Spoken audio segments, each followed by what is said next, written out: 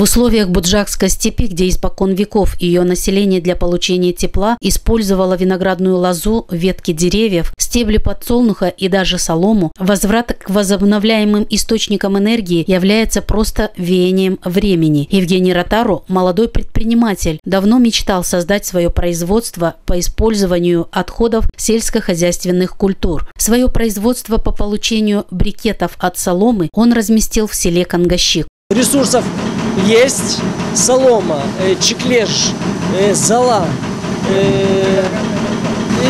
и лоза. То есть все есть. Главное, чтобы было желание. И чтобы государство как-то стимулировало и помогало. Потому что есть многие проблемы именно с финансами. Почему? Потому что, чтобы запустить такое производство, немало денег нужно. Нужно вкладывать хороший капитал.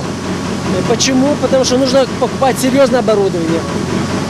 Серьезное оборудование, чтобы можно было работать не один год. Не только достойное техническое обеспечение требуется для производства брикетов, но и специалисты, которых необходимо обучить здесь же, на предприятии. Оператором на этом производстве со дня его основания работает профессионал своего дела Петр Ротару. Весь технологический цикл производства брикетов проходит под его пристальным контролем. Вы видите, технология такая, что солома уже привезена. Значит, подается солома через ДКУ, измельчается. Из ДКУ попадает в бункер вот рядом. Из бункера попадает в сушилку, в которой мы держим температуру.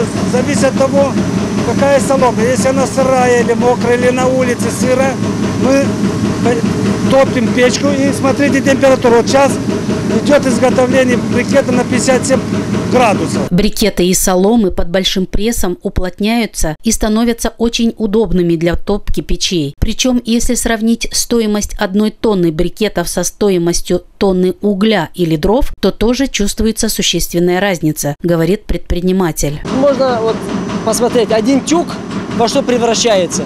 То есть сжатие одного тюка превращается в один маленький контейнер на 200 килограмм.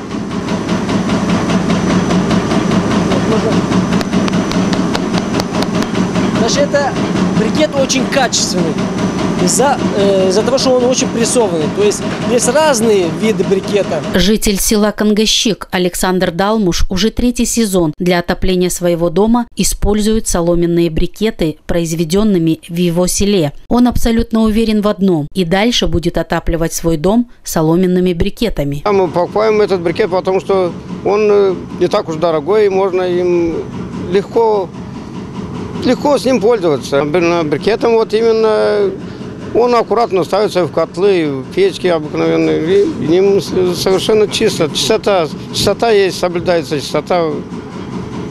Ну, легко с ним пользоваться очень. Мне лично выгодно с ними, я им буду пользоваться в дальнейшем.